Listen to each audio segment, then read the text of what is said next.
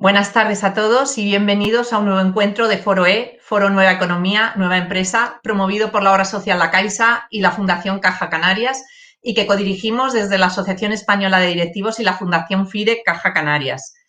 La pandemia que estamos viviendo ha supuesto un impulso definitivo de la digitalización, el teletrabajo con entornos remotos y móviles, la expansión de los canales digitales, porcentajes crecientes de información en entornos cloud. Esta aceleración de la conectividad junto con la llegada del 5G supone nuevos riesgos y retos que cada vez están más presentes en los comités de dirección y consejos de administración. ¿Cómo lo estamos afrontando las empresas españolas y los directivos desde el punto de vista especialmente de la ciberseguridad? ¿Qué pasos se están dando y qué otros podemos dar para robustecer la seguridad de la información de las compañías? Para hablar sobre estos desafíos de la ciberseguridad en tiempos de pandemia, tenemos el placer de contar esta tarde con dos directivos que son un claro referente en materia de ciberseguridad. Gianluca D'Antonio, socio de Risk Advisory en Deloitte, y Chema Alonso, Chief Digital Consumer Officer de Telefónica. Buenas tardes, muchísimas gracias a los dos. Voy a empezar a presentaros brevemente, si bien ninguno de los dos requeriría presentación cuando estamos hablando de un tema de ciberseguridad, pero bueno, por respeto a todos los que nos están oyendo, Chema Alonso es doctor en Seguridad de Informática por la Universidad Rey Juan Carlos e ingeniero técnico de Sistemas Informáticos por la Universidad Politécnica de Madrid. Esta última institución le nombró embajador honorífico de la Escuela Universitaria de Informática en el año 2012. Actualmente, como CDCO de Telefónica, lidera la estrategia de digitalización de los procesos de venta de productos y servicios, así como de los canales de relación de los clientes con la compañía. Como responsable de esta unidad global de consumo digital, tiene también como objetivo potenciar la innovación en nuevos productos y servicios digitales, así como en la generación de eficiencias internas. Y todo ello apoyado en las capacidades tecnológicas de Big Data e inteligencia artificial de cuarta plataforma de Telefónica, poniendo especial foco en un hogar que, como vemos, cada vez está más digitalizado, ¿no? Con una larga trayectoria en innovación, también es responsable de la innovación en tecnologías core de Telefónica, así como de la relación de Telefónica con todo el ecosistema de emprendimiento bajo un modelo abierto y de cooperación. Es asimismo chairman de Eleven Paths, la compañía de ciberseguridad, parte de Telefónica Tech, que aglutina los negocios cloud, IoT, Big Data y seguridad de la compañía. Bueno, muchísimas gracias, Chema, y confío en que esta tarde tengamos oportunidad de escuchar cosas muy interesantes respecto a tu experiencia desde Telefónica. Gianluca D'Antonio, buenas tardes, Gianluca, es diplomado en Administración y Dirección de Empresas por la Escuela de Organización Industrial, PDD por el IES y licenciado en Derecho por la Universidad de Roma La Sapienza. Es miembro fundador y presidente de la Asociación Española para el Avance de la Seguridad de la Información y SMS Forum, organización sin ánimo de lucro fundada para fomentar la mejora de la seguridad de la información y que ya aglutina en España más de 200 empresas y más de 1.000 profesionales del ámbito de la ciberseguridad. En 2018 se incorpora a Deloitte España como socio de la práctica de ciberseguridad, donde lideras las iniciativas de capacitación en la Cyber Academy, que yo creo que la estamos viendo ahí de fondo, y la gestión de cibercrisis. Y también desde el año pasado es vocal del Foro Nacional de Ciberseguridad, órgano consultivo dependiente del Consejo Nacional de Ciberseguridad. Bueno, para ir entrando en materia, quería preguntarte, Gianluca, en tu opinión, ¿cuáles serían, pues, a lo mejor los tres principales aspectos a tener en cuenta por parte de un directivo en materia de ciberseguridad? Muchísimas gracias, Elena. Bueno, Chema, yo creo que pues en este caso el primer punto a tener en cuenta es de no bajar la guardia, de no subestimar los riesgos relacionados con el uso de las nuevas tecnologías. Estamos viviendo pues un año muy difícil, pues, estamos en un entorno volátil, incierto, complejo, ambiguo, y en todo esto pues una de las palancas que han utilizado la mayoría de las empresas y probablemente muchos de los directivos que aquí están involucrados en proyectos de transformación digital, ¿no? Mover toda la parte de la venta en el espacio físico, todo lo que hacíamos antes en la calle, pues del espacio online. Y eso significa también tener en cuenta los nuevos riesgos que este espacio digital, que la digitalización trae consigo. El cibercrimen ha aumentado exponencialmente. Según algunos analistas, en 2022, en 2023 ya superaremos los 6 trillones de dólares de coste del cibercrimen. Entonces, yo creo que primero no hay que infravalorar, subestimar el riesgo digital, porque existe y lo estamos viendo todos los días en la cantidad de empresas que sufren ataque, de no considerar la ciberseguridad un lujo, pues algo del cual podemos prescindir o no podemos permitirnos porque estamos dedicados al negocio. Si no somos capaces de protegerlo, pues este negocio digital, incipiente y que está transformando los nuestros hábitos, vamos a tener muchos problemas. En cuanto también a la tercer punto, la sostenibilidad. La ciberseguridad y la gestión de los riesgos digitales son ya un elemento, creo, de los principales, ¿no? Cuando hablamos de sostenibilidad. No existe un negocio que sea sostenible en el largo y medio plazo, en un panorama de transformación digital, si no es también digitalmente resiliente. Muchísimas gracias. Gemma, en este año 2021, que ya empezamos con bastantes riesgos más allá de los temas de ciber, pero en términos de riesgos de seguridad, ¿qué podemos esperar este año? Bueno, pues buenas tardes. Lo primero de todo, gracias, Elena, por invitarme aquí. Gianluca, es un placer oírte como siempre y yo creo que Gianluca lo ha resumido bastante bien, ¿no? Decía que no se puede bajar la guardia. Bueno, pues lo que vamos a tener este año es pues mucha mayor virulencia, ¿no? Ya lo vimos que en la situación de pandemia el mundo del cibercrimen aprovechó que pilló a muchas empresas con el pie cambiado y cosas que no tenían en sus planes directores de seguridad, como el teletrabajo masivo, donde no tenían la gestión de riesgos preparada para que todos sus ejecutivos se tuvieran que meter en sus hogares y buscarse, en muchos casos, la forma de trabajar de manera personal y autónoma, ¿no? Buscar cómo conectarse, cuáles son las herramientas, dónde pongo mis equipos, los subo a la nube. Vimos que muchas empresas hicieron un lift and shift de los escritorios a la nube sin hacerlo de una manera estructurada. Pues bueno, a todo eso que nos pilló un poco con el pie cambiado y que ha hecho que los equipos de ciberseguridad hayan sufrido y las empresas, que hemos tenido muchas empresas con un volumen altísimo de incidentes de seguridad que les ha afectado mucho más allá de lo que les había sido afectado su negocio por el COVID, pues que se ve afectado por la disrupción del cibercrimen, pues a esto se va a unir este año, en 2021, pues algo que vemos cada vez que hay una crisis económica o cada vez que la economía no funciona bien, y es un aumento del cibercrimen. Estaba hablando Gianluca del volumen y el tamaño que está significando el mundo del cibercrimen, y lo que vamos a ver en 2021 es que esto se va a exacerbar mucho más porque muchas empresas van a entrar en esta digitalización, en este mundo de e-commerce, en este mundo de teletrabajo, pues como un bebé entrando el primer día en el colegio, ¿no? Van a entrar al colegio de mayores o al instituto después de estar en un entorno que llevan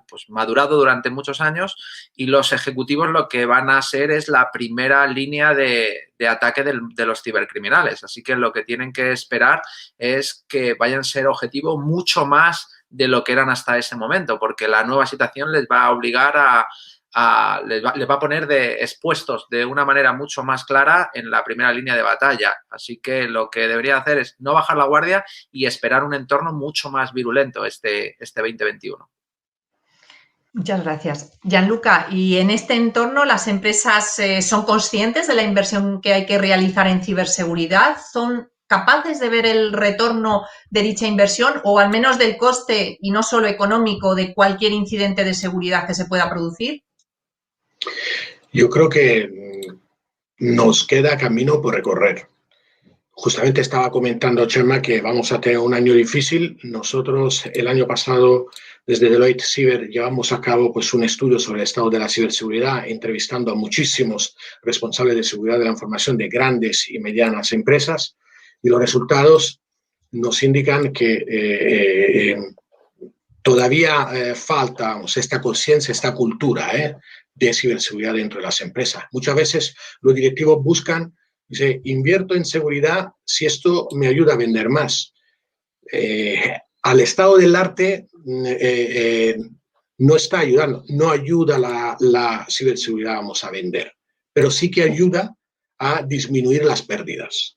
Entonces, es muy difícil justificar, dice, tengo que invertir pues, en ciberseguridad en cuanto esto ayuda a vender mi producto. La ciberseguridad y la seguridad en general es todavía un tabú. Nadie quiere hablar de ello en cuanto dice, a ver, si voy a decir que soy muy seguro, pues mañana están todos los hackers del mundo pues intentando pues, atacarme. Entonces, lo vamos a dejar por otro año.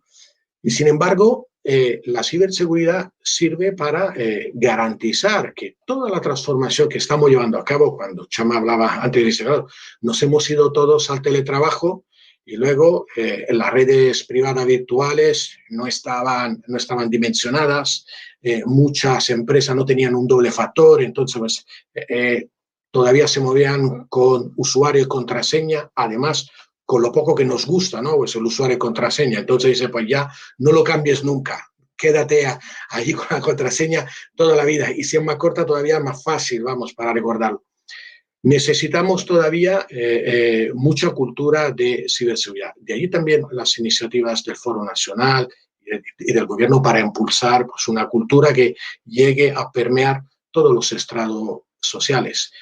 Ciberseguros tenemos que ser todos, como empresas, como ciudadanos, como grupos, como empresarios también. Perfecto.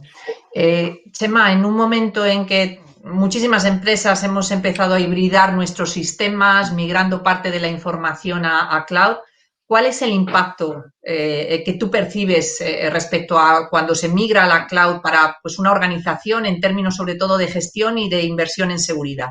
¿Tenemos que hacer más? ¿Tenemos que hacer menos? ¿Esa parte de ceder el control a un tercero? ¿Cómo impacta todo esto en términos de seguridad? Pues es una pregunta que tiene más miga de lo que parece a priori, ¿no? A veces nos encontramos con que teniendo la percepción de que tenemos los equipos en nuestra organización y los vamos a tener más protegidos y más seguros, que si los llevamos a la nube, llevamos un entorno de nube y no tiene por qué. Podemos tener un entorno de nube mucho más seguro y más protegido que si lo tenemos en nuestro propio data center. Y por el contrario también puede suceder al contrario, ¿no? A veces hay empresas que dicen, bueno, yo ya me he ido a la nube, ya me olvido, ¿no? Ya lo tengo todo en paz, que es genial, ¿no? No he hecho un lift and shift, no he cogido la máquina virtual y la he convertido en un servidor en IaaS, en la nube virtualizada y ya está, sino que he hecho una reingeniería de procesos o he diseñado todos mis nuevas herramientas y mis nuevos sistemas en una arquitectura PaaS o directamente con soluciones SaaS y ya estoy seguro y ni mucho menos, ¿no? De hecho, lo que yo le diría a todas las personas que están en ese proceso de transformación, y yo soy un creyente de los entornos cloud porque es a donde vamos a ir, donde está haciendo toda la innovación y donde está trabajando hoy en día todas las nuevas tecnologías, pues lo que tienen que hacer es darse cuenta de que los skills que van a necesitar son distintas, que las capacidades que van a necesitar son distintas. Vamos a tener que hacer un montón de tareas en la nube contratando profesionales que aprendan cómo funcionan las herramientas de gestión de seguridad en la nube y es brutal. Puedes tener un montón de gente especializada en seguridad de red, que saben gestionarte los IDS, las sondas, todo perfecto, lo llevas a un entorno de nube y de repente no saben cómo funcionan las herramientas de gestión de Azure o de Amazon o cómo se gestionan los logs, etcétera, o cómo son las nuevas amenazas en la nube, ¿no? Porque si llevamos nuestros sistemas a la nube, a entornos PaaS, donde tenemos delegada toda la autenticación, donde tenemos delegada toda la gestión de los usuarios, las alertas, los logs, etcétera, pues resulta que podemos tener a los cibercriminales entrando por la nube, nosotros no tenemos ninguna alerta en nuestras redes, ni en nuestro firewall, ni nada, y el cibercriminal se está llevando todos los datos, ¿no? Yo hacía en una demo que empecé a hacerla en el 2016, que es robar el token OAuth de un acceso de Office, un correo de phishing, con un solo clic, para que me den su token OAuth, ni usuario ni contraseña, nada de eso, simplemente robar un token OAuth.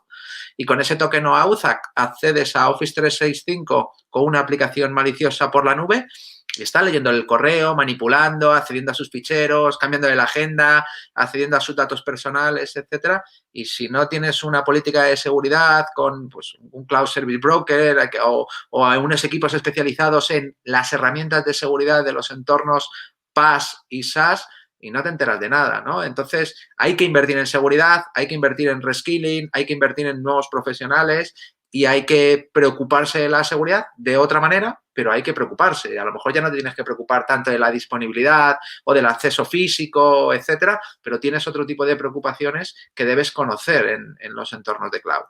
¿Lo he dicho bien o no? Gianluca, ¿estás ahí conmigo o no? Mejor no se puede.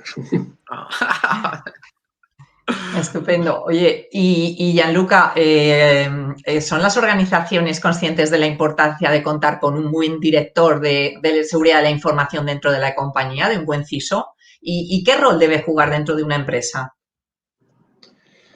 Claro, pues volviendo a lo que comentaba Chema, dices, si estamos cambiando, estamos subiendo a la nube, hay que segurizarla. Si las empresas no tienen dentro de sus organizaciones equipos expertos y alguien que sea responsable luego de esta transformación desde el punto de vista de riesgo, es imposible. O sea, si hablamos, por ejemplo, de presupuestos en ciberseguridad, se presupone antes del presupuesto a alguien que lo haga con conocimiento. Si no existe esta figura, pues claramente lo que le va a destinar alguien de TI es lo que le queda por allí, dice, a ver si se me ha quedado algo en presupuesto, pues que no sé cómo gastarlo, pues lo voy a dedicar a ciberseguridad. Esto no es la forma de aparcar estos proyectos. Sobre todo porque, como comentabas tú, Chema, que no es que lo hago una vez y ya estoy seguro. La seguridad no es un producto. No la vais a migrar de vuestro data center a la nube. Es un proceso. Eso significa que es dinámico, es cambiante. Los tipos de ataques de hace 4 años, cuando, si nos acordamos de WannaCry, pues en 2017, ahora mismo ya no tiene ningún sentido. Ahora mismo ya están con ransomware de doble extorsión, donde por un lado te encriptan los entornos, por el otro te han sacado información y te piden de un rescate si no quieres que revelen a todo el mundo tus contratos, tus acuerdos comerciales, la nómina de los empleados, los clientes, datos de los clientes te van a pedir dinero. Entonces, frente a esto, no existe un producto que dice, he comprado este appliance, lo voy a erradicar y a partir de mañana ya no tengo ningún problema. No existe. Eso es un proceso que evoluciona. Conforme nosotros transformamos el entorno, también los criminales se adaptan. Igual que cuando pues, en las tiendas físicas se fueron a poner pues, el cristal reforzado antibala, pues ya llegaban con los coches dentro. Entonces, pues voy a meter el sistema antialunizaje y ya se han buscado otra forma de atacarlo. Esto cambia en cuanto... Y entonces, o somos conscientes de este cambio y le dedicamos los recursos, y tenemos que tener a alguien responsable de observar esta evolución y poder adaptar nuestra estrategia al cambio, tanto al cambio nuestro en transformación como al cambio de los cibercriminales, o esta batalla está perdida, vamos, en parte. Entonces, las empresas tienen que dedicar recursos a tener equipo. No vale tampoco la receta, voy a subcontratar, llamo pues a un Telefónica, a un Deloitte, pues si me lo hacen.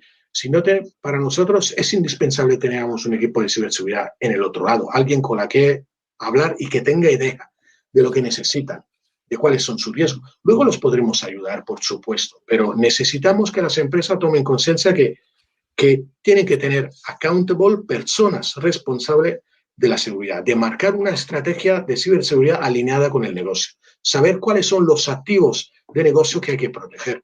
Nosotros podemos ayudarle, pero ellos tienen que marcar este camino. De aquí que es indispensable, yo no sé si tú, Chema, estás de acuerdo, pero tener interlocutores profesionales dentro de las empresas. Si no, al final también nosotros tenemos problemas a la hora de ayudarlo en cuanto necesitamos a alguien que nos dice cuál es el negocio relevante, cómo lo tenemos que proteger. Y allí nos estaremos ayudándole. Pero tener responsable de seguridad de la información, o como queráis llamarlo, CISO, Cyber Security Officer, llamarlo como queréis, pero un equipo experto tiene que existir, en cuanto si no, es muy difícil que sepáis por dónde están entrando o qué necesitáis para protegeros. Es que lo estabas diciendo, Gianluca, y las empresas en las que tienen un buen CISO, fíjate que con un buen CISO, que es clave, funciona todo mejor, ¿no? Porque cuando tiene un buen CISO, un CISO no va a tener todo el dinero del mundo, aunque quiera, no va a tener todo el presupuesto del mundo. Y tiene que ser un tipo que sea, pues como los grandes CISOs que nos encontramos, capaces de crear su plan director alineado con el negocio, sabiendo en qué no va a poder poner el foco, en qué sí va a poner el foco y cómo va a hacer que ese presupuesto sea incremental año a año y tenga un roadmap de fortificación, ¿no? Y sin un buen CISO va a ser muy complicado porque al final vas a delegar algo en un tercero que vas a tenerlos un tiempo, no vas a tener el 100% a los recursos de una compañía externa. Sin embargo, si tienes un buen CISO que conozca bien cuál es el plan director que quiere aplicar en su organización, cuál es el modelo, cómo está alineado a la seguridad, nosotros trabajamos de maravilla con ellos porque les vamos dando esas herramientas de especialistas que van necesitando en cada uno de los proyectos de ese plan director que va haciendo y al final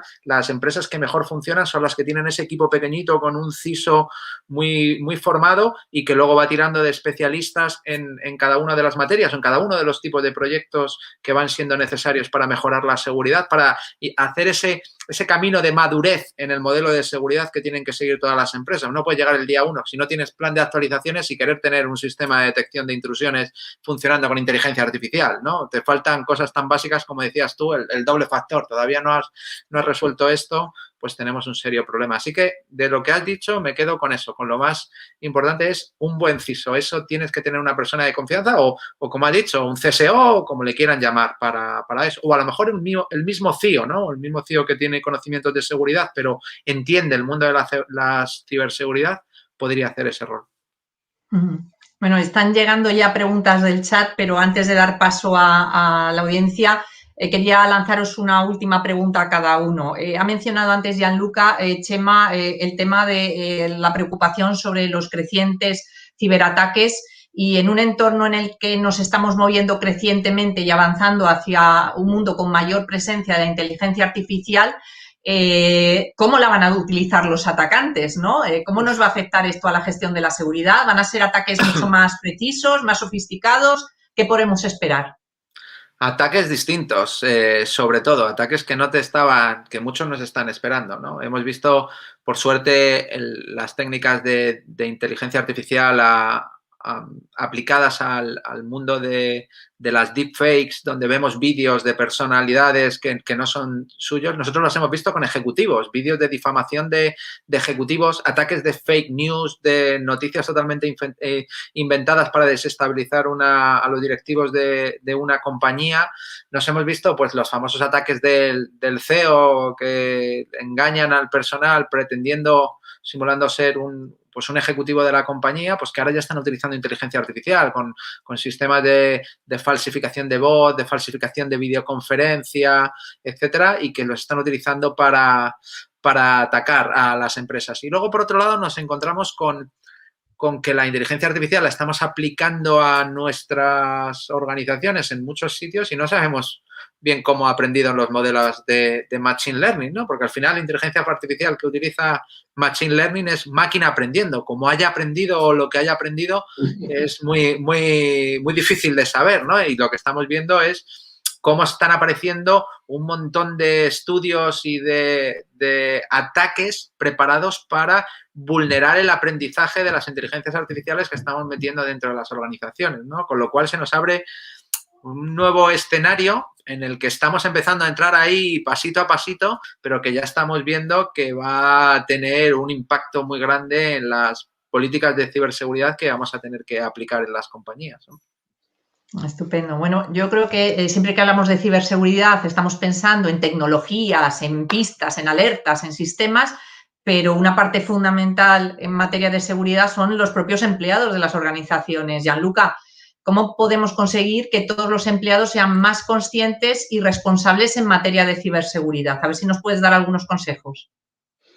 Bueno, pues esto es una tarea que una de cada 4 empresas, según los resultados del estudio nuestro, no lleva a cabo nunca. O sea, no hacen, hay un 25% de las empresas que no llevan a cabo programas de concienciación en ciberseguridad, cuando luego ya me diréis si conocéis alguna empresa que puede funcionar sin sistemas, sin ordenadores. Pues no hay. Y sin embargo, tenemos todavía en 2021 una cuarta parte de nuestra empresa y sobre todo nosotros hemos encostado la grande y mediana empresa. Si imaginamos la pequeña de los autónomos, pues probablemente este porcentaje aumenta muchísimo.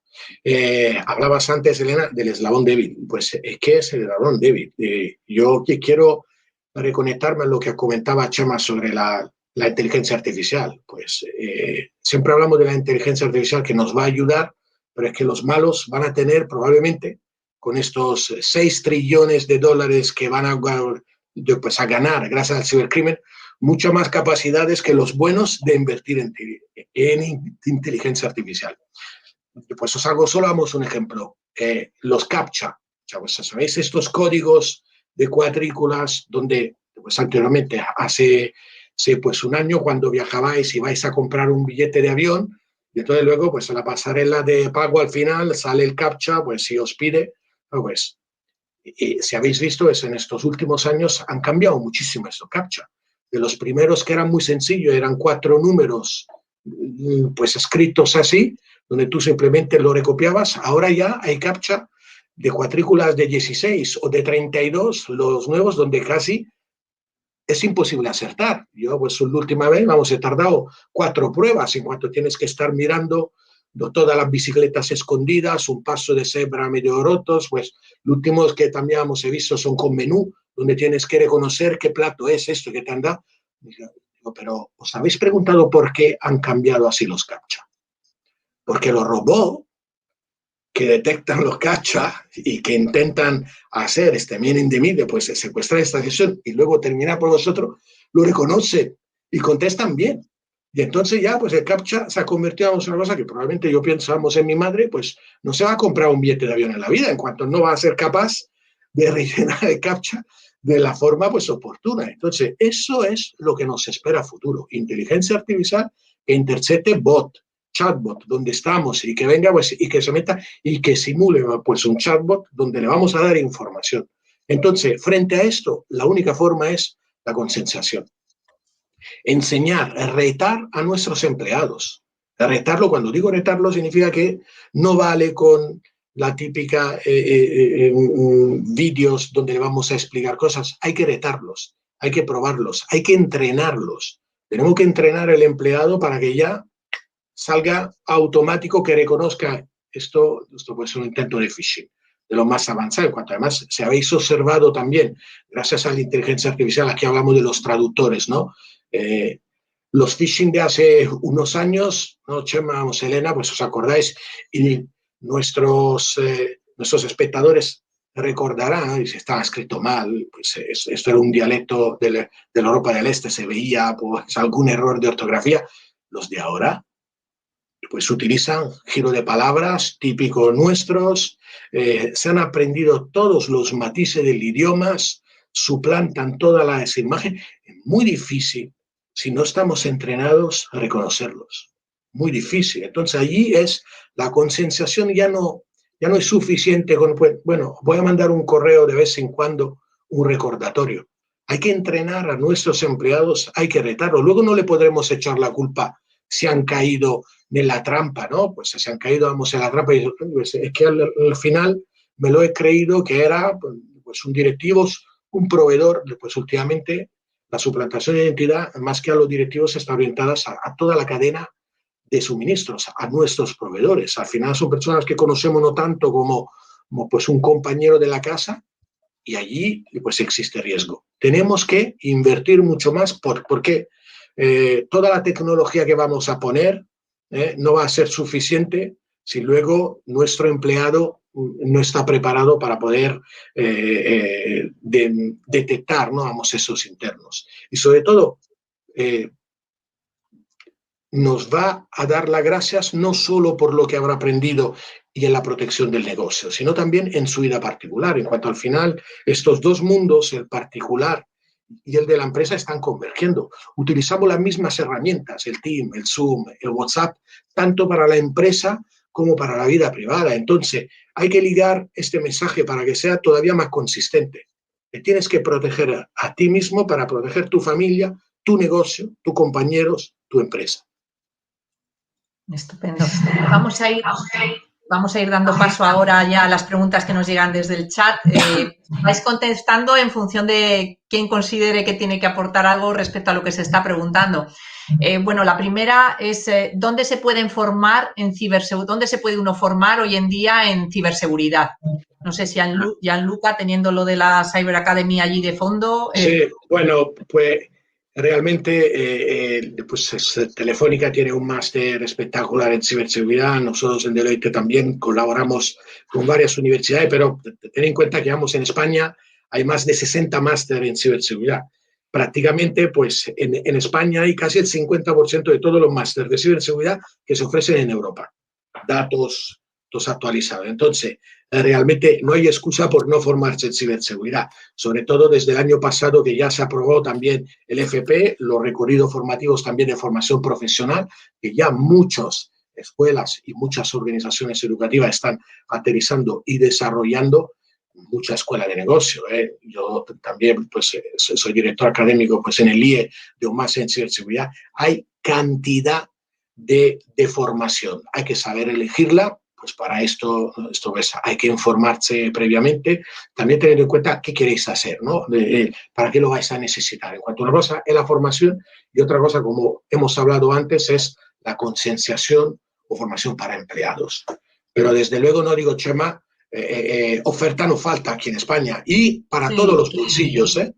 Sí, y quizás pensando también en un poco en qué formación general debería tener un directivo en materia de ciberseguridad, no ya solo, llamémosle, los auténticos expertos de ciberseguridad, sino cualquier directivo que sea consciente de que es un riesgo empresarial, ¿no? Pues Chema, ¿tú cómo ves lo de la formación de los directivos? No, como estás aquí con la Cyber Academy, yo creo que todo el mundo, a ver, yo soy una persona que creo en la formación continua, creo que hay cosas que se aprenden aprendiendo y cosas que se aprenden haciendo, ¿no? Y que las dos cosas son fundamentales. Y lógicamente cuando estás hablando de cosas que no están en tu día a día, pues vas a necesitar aprender aprendiendo. Si eres un ejecutivo y no estás en tu día a día, pues a lo mejor no sabes cómo han entrado en el SolarWinds en las empresas o no sabes el impacto que tiene a lo mejor una fuga de datos en una multa de la agencia o, como digo yo, aún cuando tomas una decisión de ciberseguridad a veces habría que ponerle al lado la carta que tendría que leer el directivo en caso de que hubiera un fallo de seguridad, ¿no? Y se hubieran robado los datos de tus clientes, que es pedir perdón, porque una vez que se roban los datos de tus clientes ya no los puedes derrobar, ya... Y la gente puede romper la tarjeta de crédito, puede cambiar la contraseña, pero no puede dejar de llamarse como se llama y no puede dejar de haber consumido el servicio que consumió, ¿no? Y ahí tenemos el caso de Ashley Madison, que la gente llegó al suicidio, ¿no? Porque se filtró que había hecho uso de esos servicios, ¿no? Entonces, yo creo que todo el mundo debemos seguir formándonos. Yo soy una persona que intento formarme constantemente y hay cosas que me formo en libros, hay cosas que me formo en conferencias, hay cosas que me formo en cursos y, por supuesto, como todo empleado de Telefónica, yo tengo mi plan de cursos y me tengo que hacer algunos que, pues estando en ciberseguridad, pues parecen evidentes, pero luego cuando te pones a verlos, pues no, son cosas que tienen que ver con la normativa interna, con los mecanismos de protección dentro de la organización, que nuestro CISO va cambiando, con el impacto regulatorio, el impacto del delictivo de malas acciones. Hay muchas cosas que tiene que formarse un directivo y, por supuesto, si no estás en el mundo de tecnología, las nuevas tecnologías y los nuevos amenazas es fundamental, ¿no? Entonces, para mí la formación es un must. Sí, yo digo, pues, Elena, para añadir algo, cada vez más en los códigos de buen gobierno también, los códigos de buen gobierno más avanzados ponen formación en ciberseguridad para directivos. Y nosotros, imagino también, Chema, en Telefónica, ya pues estamos siendo pues invitados a sesiones de formación para consejos de administración y consejo de dirección. Esto es fundamental. Esto hace 5 años hubiera sido impensable. Ahora que falta todavía, porque son todavía, desgraciadamente, muy pocas las empresas que que piden este tipo de formación, pero pensemos simplemente que desde 2018 la SEC, Security Exchange Commission, el primer organismo regulador de mercado de valores, ha emitido unos guidelines donde precisamente se impone, se recomienda, y ya sabemos que las recomendaciones de la SEC son más que recomendaciones, en cuanto luego pues en la última dice, ¿y quién no sigue la recomendación? Luego frente a un ciberincidente no podrá pues alegar la diligencia no debida, pero prescribe, entonces sería mejor decir, prescribe que los ejecutivos, los primeros directivos, los miembros del comité de dirección, del board, tienen que tener conocimientos básicos para poder evaluar también el riesgo digital. Y eso lo han empezado en Estados Unidos, pero a futuro estará también aquí, vamos, en Europa o en la mayoría de los países avanzados. Y yo entonces lo que recomendaría a los directivos que nos siguen es que de ser vanguardistas. Se van a beneficiar ellos, sus empresas en cuanto van a tener más capacidades de tomar decisiones para proteger su negocio. Uh-huh. Otra pregunta que nos llega es ¿cómo motivar para la inversión en ciberseguridad? Es decir, ¿a qué argumentos se puede apelar? ¿Cómo conseguimos que finalmente el dinero esté dentro de las compañías también en ciberseguridad? Lo habéis mencionado antes, pero bueno, por si acaso podemos... Yo estuve en la conferencia a mí me gusta mucho el deporte y bueno, soy fan de Tony Nadal, el tío de Rafa Nadal, que era entrenador, ¿no? Y él decía, yo no soy buen entrenador, yo soy un gran motivador, ¿no? Y dice que cuando Rafa Nadal le decía que estaba cansado y que no podía jugar ese partido, decía que si pongo un tirador allí y le digo, pégale un tiro en el momento que Rafa deje de correr, a que no deja de correr en todo el partido, ¿no? Y en los CISO están haciendo una cosa que a mí me parece muy positiva y es hacer anualmente los ejercicios de Red Team con la organización, que es contratar a un equipo de los mejores expertos en técnicas de hacking, aquellos que conocen todas las técnicas del cibercrimen e intentar vulnerar la seguridad de la compañía. Y son ejercicios súper bonitos y además súper intensos. Nosotros, y supongo que Gianluca y su equipo lo habrá pasado también, muchas veces te encuentras en el blue team. O sea, tú no sabes que se va a producir ese ataque y de repente empiezas a ver alertas, empiezas a notar cosas raras, etc. Y esos equipos, cuando se hace ese ejercicio de Red Team, están siendo una forma muy clara de enseñarle al responsable, al board, al equipo comité ejecutivo, cuál es el nivel real de seguridad y cuáles son las medidas que habría que hacer para mejorar y ponérselo más complicado cuando en vez de ser un red team, un equipo contratado por la organización, sea un grupo de cibercriminales que vengan a por nosotros. Porque un buen CISO no es el que tapa los problemas y le dice a los jefes, está todo bien, está todo bien, está todo bien. No. Un buen CISO es el que le dé la información clara al comité ejecutivo y luego con los recursos que tiene hace lo mejor que puede, que eso está bien, pero la seguridad de una compañía no puede caer solo sobre las espaldas del CISO, tiene que caer sobre todo el equipo directivo, que para eso son los que toman las decisiones finales. Nosotros en Telefónica tenemos el equipo directivo y tenemos que ser responsables de las decisiones que tomamos en el área de seguridad desde el momento en que somos conscientes de ella y nuestro equipo de seguridad, nuestros CISO nos están diciendo, esta es la política y esto es lo que hay que hacer y esto es lo que está bien y esto es lo que está mal. Entonces, yo creo que contratar esos ejercicios de Red Team son muy saludables para todos en la organización. No sé, Gianluca, si tú quieres añadir algo. Vamos, los ciberejercicios son lo que no tienes entrenado, muy difícilmente el día en que te pase algo vas a estar simplemente en preda al pánico. Nosotros empezamos, la Asociación Española fue la que lanzó, vamos, aquí en España, pues en 2011, los primeros ciberejercicios. Recuerdo todavía lo que nos costaba convencer a las empresas, porque todo el mundo no tenía miedo. Y luego, sin embargo, se ha visto la relevancia. La única empresa resiliente es la empresa que entrena a hacerlo, que entrena a enfrentarse a la crisis, que tiene su management concienciado, no solo concienciado, sino también formado, entrenado para saber cómo gestionar el estrés, cómo gestionar el pánico, cómo tomar decisiones de la forma más correcta. La crisis en Internet no se desarrolla en días, en semana, se desarrolla en minutos, en horas. Pues eso no se improvisa. Si os acordáis, los primeros ransomware eran se salve quien pueda. Entonces, pues esto solo con entrenamiento se puede hacer.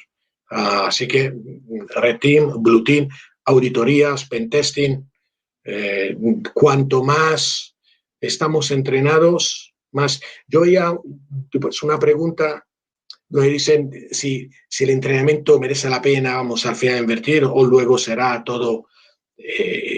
Si vamos hacia una sociedad cada vez más digital, yo no concibo una transformación sin una gestión correcta de los riesgos, que eso no es sostenible. Esto tarde o temprano nos va a dar un disgusto. Entonces, me dirijo, vamos, a los ejecutivos que nos siguen. La sostenibilidad del negocio en un mundo cada vez más digital es sostenibilidad digital. Y esto, en parte, se debe a la ciberseguridad. Si no, va a ser una jungla. Estupendo. Sí, siguiente pregunta que nos trasladan. Con el tejido empresarial que tenemos en España, con muchos autónomos y microempresas, con poca digitalización, ¿cómo hacer ver esa ciberseguridad? Es decir, trasladarlo del mundo grande, de la gran empresa, al mundo más pyme, autónomo, pequeña empresa. Bueno, si me permite, Gianluca, Sí, vamos, allí sois potentes. Sí, no, bueno, hay una regla de oro que les doy a los autónomos y a las pequeñas empresas es, mira, cuanto más superficie de exposición tienes, es más difícil, porque todo lo que utilices, pues tienes que preocuparte de su seguridad. Así que lo primero que les recomiendo es utiliza solo las tecnologías que sean estrictamente necesarias, no te vayas a utilizar 18.000 programas, 18.000 entornos, no sé, utiliza solo lo que necesites y busca que tener algo muy paquetizado, muy centrado en tu negocio y muy ajustado, ¿no? Porque si de repente empiezas yo me lo guiso, yo me lo como, empiezo a montar yo mi servicio, y no has contado con algo muy paquetizado y muy estándar, pues te vas a encontrar o que los costes de seguridad se te van a disparar o te vas a encontrar con que vas a tener un incidente de seguridad, ¿no? Así que cuanto más ajustes la tecnología que estás utilizando, que sea más paquetizada, más estándar y con las reglas más claras de seguridad, mejor. Esa es mi recomendación. Yo veo también, Chema, pues que no sé si estás de acuerdo también, falta mucha cultura también en este tipo de usuarios. O sea, pues en las pequeñas empresas, los autónomos, yo veo muchos todavía con antivirus gratuitos, que todo, o sea, pues todo lo digital va a ser que debería ser también gratis. Vamos, para hablaros de un caso, pues gente que nos llama, pues a todos dice, claro, es que me han secuestrado la cuenta de Instagram. Y era ya, pues, vista la circunstancia ahora mismo en estos temas de pandemia, el único espacio donde realmente estaba conectado con mis clientes. Digo, bueno, pues entonces acude a Instagram. No, pero es que no tengo el soporte en cuanto es una cuenta gratuita. Digo, ¿cómo que es una cuenta gratuita? O sea, tú estás haciendo tu negocio con Instagram gracias a este canal, tienes enganchados a tu cliente y estás haciendo la venta y tienes una cuenta gratuita. Digo, es que no lo entiendo. Digo, o sea, pues ahora nos llama y dice, claro, pues, ¿y cómo vamos a ayudarte? ¿Cuánto? Tú no tienes soporte. O sea, no tienes soporte. Como cuando uno dice, pues es que me ha entrado ransomware, pues un virus, me ha desmontado todo, pues luego vamos a ver, no tienes ni siquiera antivirus. No, bueno, uno gratuito que me bajé pues el otro día, desde luego, pues luego lo dejé de actualizar. Pues es que eso también es parte de la cultura, ¿eh? Esta pequeña microempresa que quiere, pues si tu negocio depende de un canal digital, del estar online 24 horas, porque gracias a esto has podido sobrevivir durante este último año que no podemos bajar a la calle, y estás teniendo ingresos de estos, ¿cómo es que tienes una cuenta gratuita? ¿No? Digo yo. Efectivamente.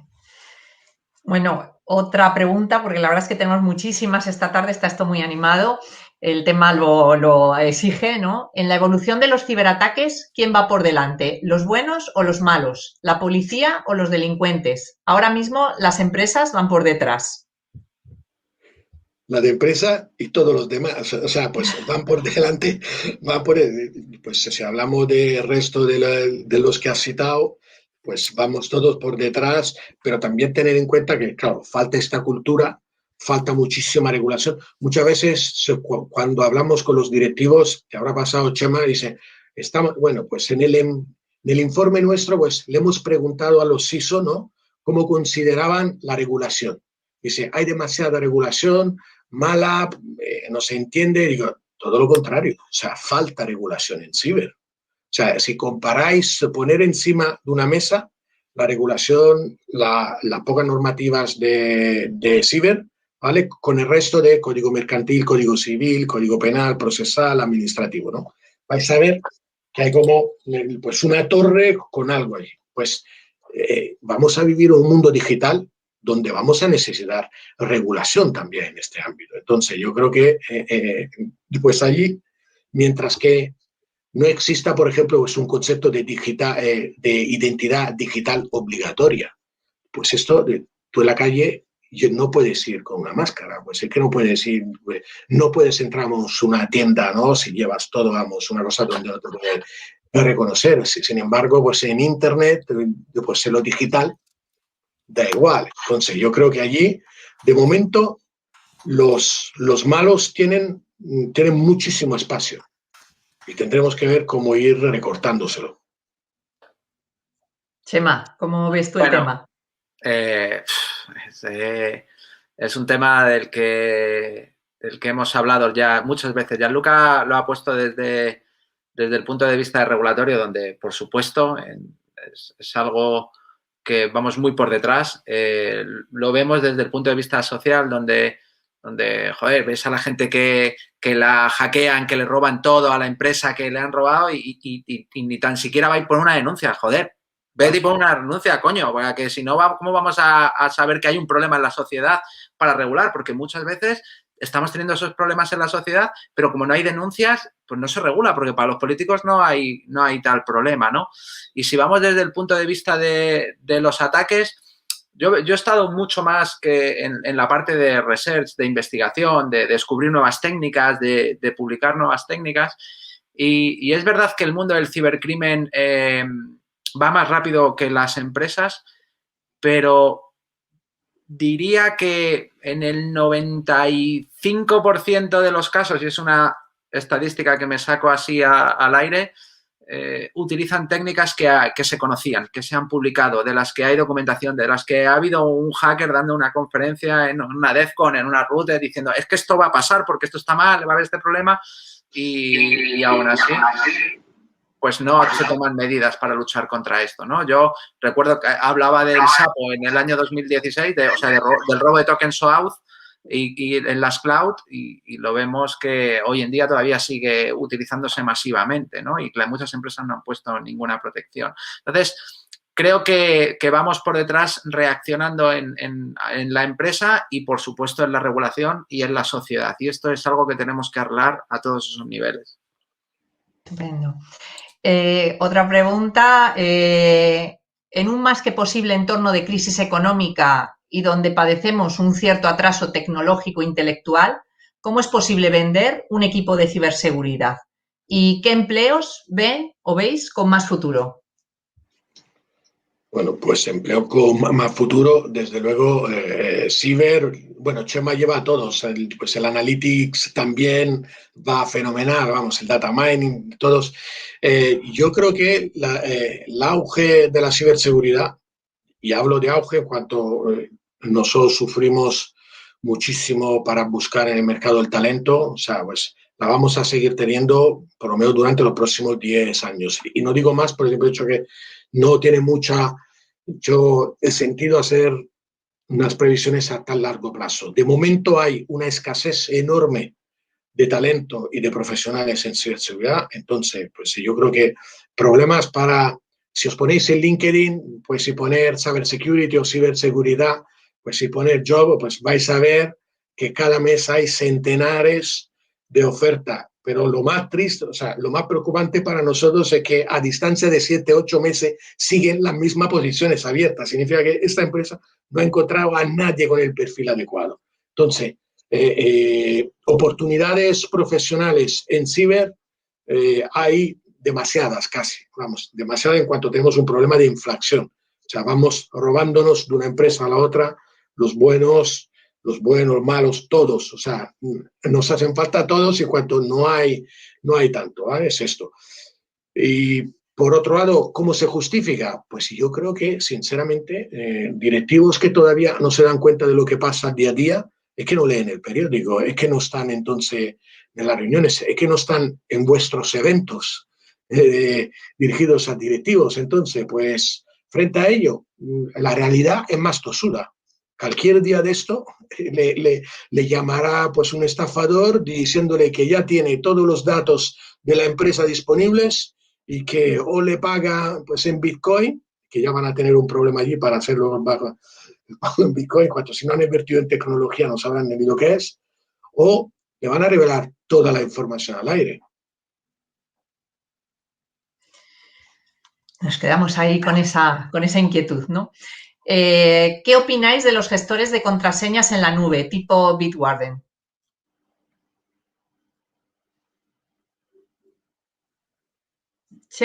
Estás en mute, Chema. Perdona. Lo hago para no molestarla cuando hablas y me he olvidado. Frase famosa del 2020, ¿no? Estás en mute, esa frase. Pues es un gestor de contraseñas más. Al final, el lugar donde lo almacenes es tan seguro como las medidas que tomes. Puedes tener un gestor de contraseñas en la nube y tener un problema de seguridad. Ya hemos visto que pues, algunos gestores como OnePass pues, han tenido problemas de seguridad, pero puede ser, por otro lado, una herramienta muy cómoda para utilizar y si la tienes con claves criptográficas protegidas todas, con las master keys y luego tienes un segundo factor, pues puede estar muy securizado. Yo personalmente utilizo en local y cerca de mí esto porque, pues bueno, pues porque las credenciales es el primer factor de autenticación y luego el segundo factor de autenticación pues ya me lo protejo también yo, ¿no? Entonces, en mi caso soy un poco paranoico, pero no creo que es mejor tener un gestor de contraseñas que no tener contraseñas, que tener malas contraseñas. Y creo que a lo que tendremos que tirar es al final a sistemas de autenticación robustos que no dependan de contraseñas o que dependan poco, ¿no? Que sea uno de 3 factores o uno de 2 factores o uno de 2 factores con una política por detrás de profiling, de perfilado por las empresas que detecten las anomalías y de tal, que hagan la vida mucho más fácil a los usuarios, ¿no? Porque el modelo este de contraseñas pues no se extiende a muchos años más, ¿no? Creo que vamos a sufrir todas las compañías si no erradicamos estas políticas de autenticación. Pues es una pregunta que hacen muy a menudo los directivos con los gestores de las contraseñas, pero yo me imagino más por uso particular. Yo lo que recomiendo, yo tengo pues iPassSafe, pues hay muchos gestores que te permiten tener la base de datos tu puesto local en tu móvil. Luego simplemente recomendar que si lo vas a hacer así, tienes que tener luego pues un backup en algún sitio, vamos, en el ordenador, porque si el día de mañana pierdes el móvil, se te rompe, pues o te lo roban. Pero pues esta también puede ser, vamos, una opción. Desde luego, mejor tener un gestor que no tenerlo. Perfecto.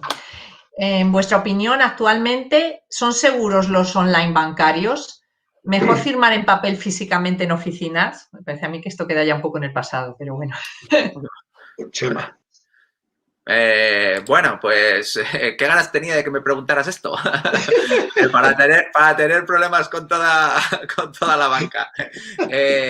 Bueno, yo creo que estamos en un mundo digital y la banca digital es algo que nos está facilitando la vida a todas las empresas. Yo y Gianluca, tú también, hemos trabajado con los equipos de seguridad de la banca muchos años y España puede presumir de equipos de ciberseguridad en banca y lo digo muchas veces, ¿no? Me lo han preguntado muchas veces en Latinoamérica, me lo han preguntado en Estados Unidos y los equipos de ciberseguridad de la banca son muy, muy, muy, muy buenos.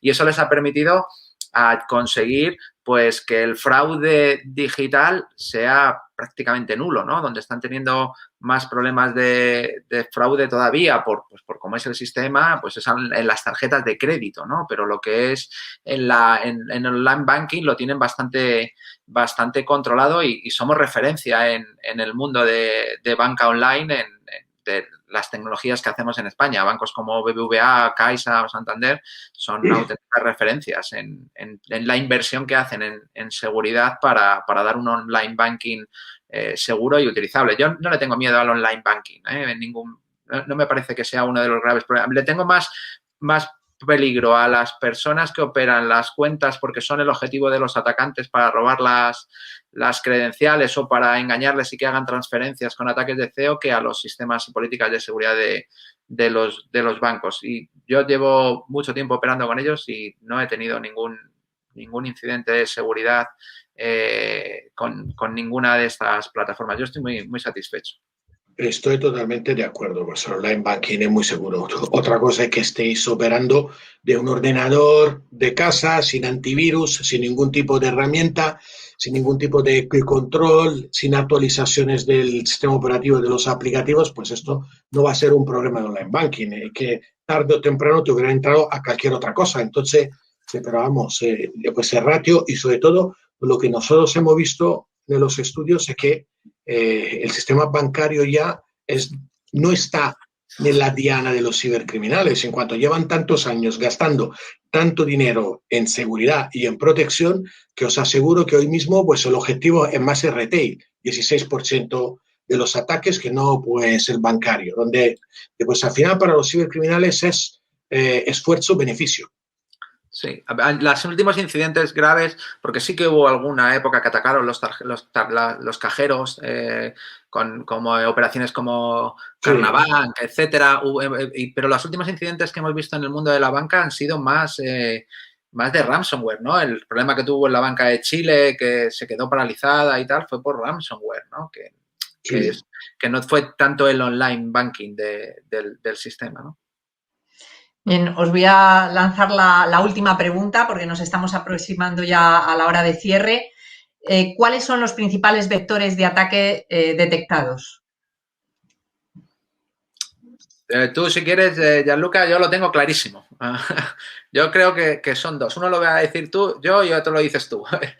Uno son, lo ha dicho Gianluca antes, ¿verdad? Que son las personas y el otro para mí, el principal vector de ataque por el que siguen entrando es el correo electrónico, ¿no? El correo electrónico es lo que convierte los ordenadores de una organización en un queso gruyere, porque hay un buzón que en el 95% de los casos es público para llegar a cada ordenador de la organización, ¿no? Y si la persona que está detrás de ese buzón no tiene la formación en ciberseguridad, no está preparado para detectar el ataque, pues tenemos el problema, ¿no? Así que los dos vectores es, primero, que el correo electrónico es una forma de permear todos los sistemas de seguridad perimetrales de la organización brutal, porque al final llega ahí al ordenador de la persona, al correo electrónico que tiene en el móvil, que tiene en el ordenador, en la tablet, donde sea.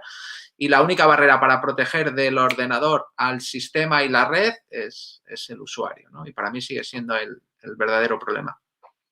Sí, yo lo veo igual. Y si miramos más al entorno personal, o sea, fuera del entorno empresarial, de momento, en cuanto luego vamos, el futuro va a cambiar, los social media y las redes sociales también se van a convertir en un vector. Simplemente pensando, por ejemplo, a los últimos auge de la suplantación de identidad o el secuestro de cuenta en WhatsApp, de que al final pues se está dando cada vez más. Entonces, pues las personas compartimos todo a través de las redes sociales y en el momento que se sale fuera del ámbito restringido de los contactos directos, ya pierdes el control. En cuanto, pues en estos contactos de contacto, ya puede estar ahí pues el cibercriminal, pues, esperando. Bien.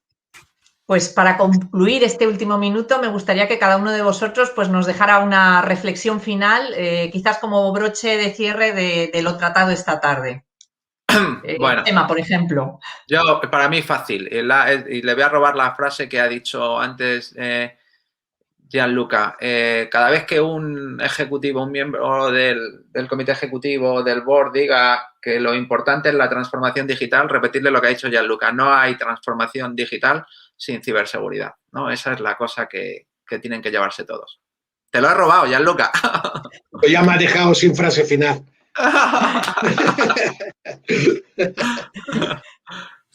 Gianluca, ¿nos añades alguna otra o cerramos así? Yo creo simplemente, bueno, pues una anécdota, ¿no? Siempre que pregunto pues, a los directivos, todo el mundo dice que está muy preocupado con la ciberseguridad, muy preocupado, faltaría más. Y la segunda pregunta es, vale, pues, ¿y qué parte del presupuesto le destináis? Ah, pues esto tengo que preguntarlo a alguien de TI, digo, pues entonces muy preocupado, no está en cuanto no te estás ocupando.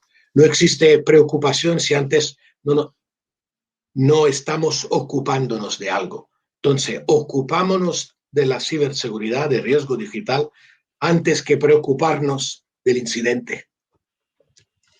Pues muchísimas gracias. No me queda más que también agradecer a todas las personas que se han conectado esta tarde, a Chema, a Gianluca por su participación en esta nueva edición del encuentro de Foro E.